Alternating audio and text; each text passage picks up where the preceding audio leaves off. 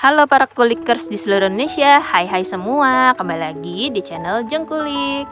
Hari ini Jengkulik mau memberikan sebuah resep loh kulikers, yaitu resep yang sudah bisa menjadi kesukaan semua orang. Pasti semua orang suka makanan ini, yaitu hari ini adalah resep roti manis, roti asin itu bisa.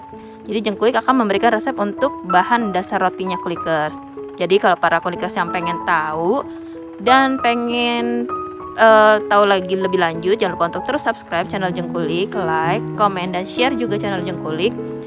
Dan jangan lupa untuk klik loncengnya biar tahu kalau ada info atau uploadan terbaru dari Jengkulik, biar tidak tertinggal ya kulikers. Oke kulikers, roti itu sudah bisa menjadi makanan kesukaan semua orang, bahkan bisa juga menjadi sarapan pagi untuk orang-orang, dan bisa juga untuk kudapan atau isian dari snack box untuk berbagai acara. Nah, kita langsung lanjut aja ya kulikers. Kita mulai dari bahan-bahannya terlebih dahulu. Untuk bahan-bahannya di sini kita bagi menjadi dua ya kulikers. Yaitu yang kita butuhkan pertama adalah 250 cc air hangat. Ini hangatnya suam-suam kuku ya kulikers, jadi bukannya panas tapi air hangat. Terus yang kedua kita membutuhkan gula pasir. Nah di sini yang dibutuhkan di bahan pertama gula pasirnya cukup 1 sendok makan saja. Dan selanjutnya adalah vermipan. Vermipan dia masuk di bahan pertama juga.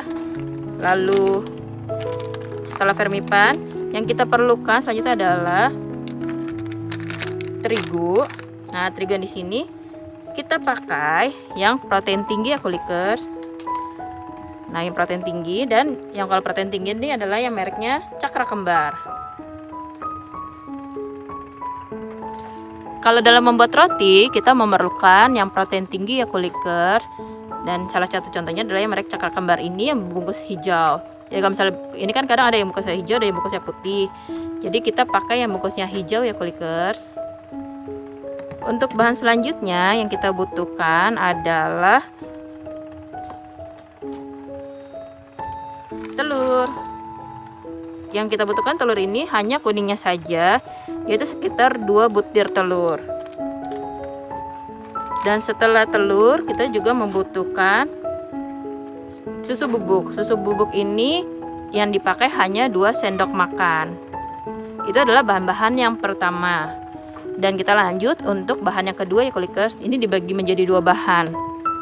Bahan yang kedua adalah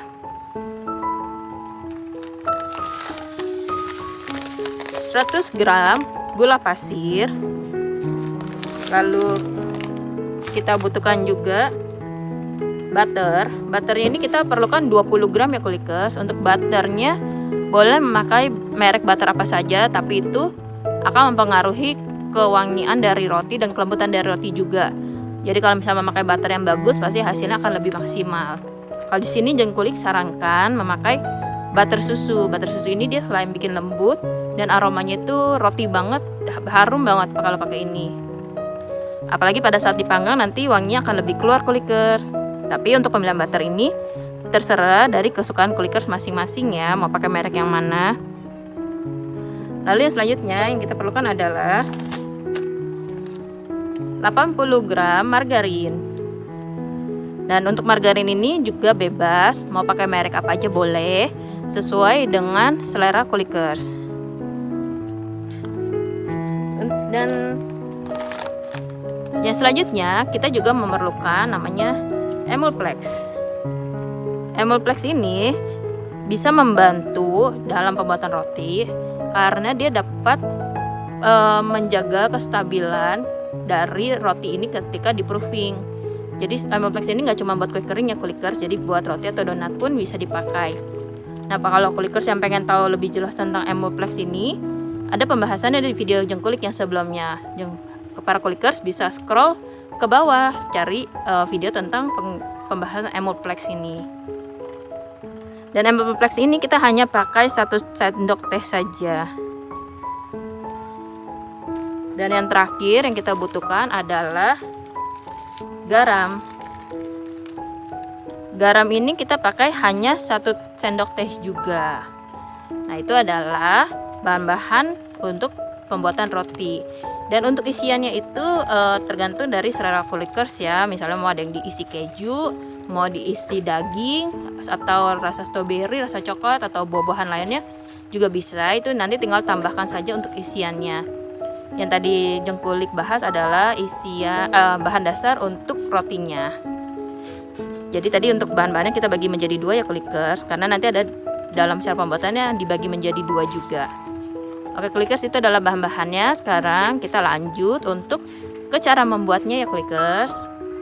Cara pertamanya adalah kita aduk 1 sendok makan gula pasir dengan air hangat. Selanjutnya adalah langkahnya kita masukkan telur dan kocok telur ke dalam campuran gula dan air hangat yang tadi. Setelah itu kita sisihkan.